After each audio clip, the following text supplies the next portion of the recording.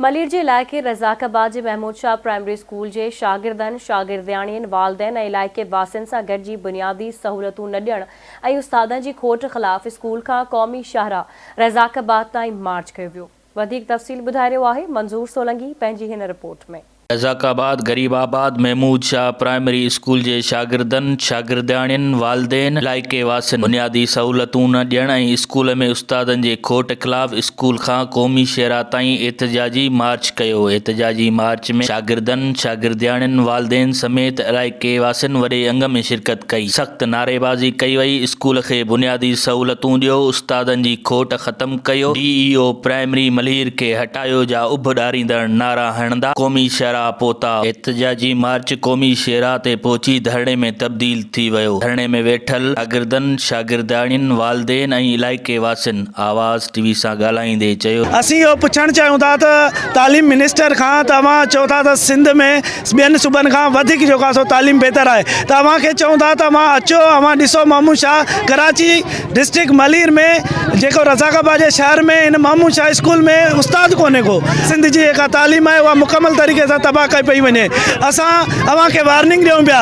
अॼु असां स्कूल खां रज़ाकाबाद ताईं एहतिजाज कयूं पिया। सुभाणे जेको आहे सो असां रज़ाकाबाद जा रवासी ऐं ॿिया मलीर डिस्ट्रिक्ट मलीर जा ऐं वालिदैन गॾिजी करे असां DO ऑफिस अॻियां धरणो ॾींदासीं। असांखे महमूद शाह स्कूल में उस्ताद ॾिना वञनि जीअं ॿारनि जो मुस्तक़बिल जेको आहे उहो बहितर थी सघे। स्कूल में उस्तादनि जी खोट जे ख़िलाफ़ आहे, जिते असांजा सवें ॿार तालीम पढ़ाए रहिया आहिनि। उस्तादनि जी उते शदीद खोट आहे।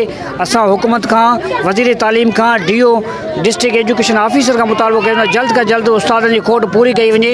रज़ाकाबाद जे सभिनी स्कूलनि खे सहूलियतूं ॾिनियूं वञनि, उस्ताद ॾिना वञनि जीअं असांजे ॿार बहितर तालीम पढ़ाए सघनि। हिते महमूद शाह स्कूल में हिते 350 खां 400 ॿार आहिनि ऐं सिर्फ़ु हिकु टीचर ऐं हिकु हेड मास्टर आहे। उन जे लाइ असां सिंध गवर्नमेंट ऐं तइलीम खाते खे अपील था कयूं त डिस्ट्रिक्ट मलीर जे हीअ स्कूल महमूद शाह खे उस्ताद ॾिना वञनि। ऐं हिन स्कूल में 4 खां 5 मास्टर हुया जेके रिटायरमेंट थी विया, के गुज़ारे विया ऐं उन बावजूद 3 साल थी विया आहिनि। हिन स्कूल खे को मास्टर कोन ॾिनो वियो आहे। सफ़ाई कोन्हे, फर्नीचर कोन्हे, डेस्कूं वग़ैरह कोन्हे।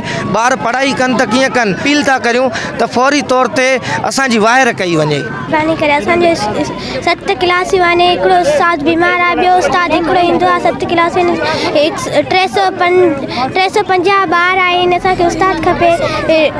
महिरबानी करे असांजी पढ़ाई ख़राब थी पई थिए थी, असांखे उस्ताद खपे। करियूं था त असांखे ख़ुदाया असांखे उस्ताद ॾियो।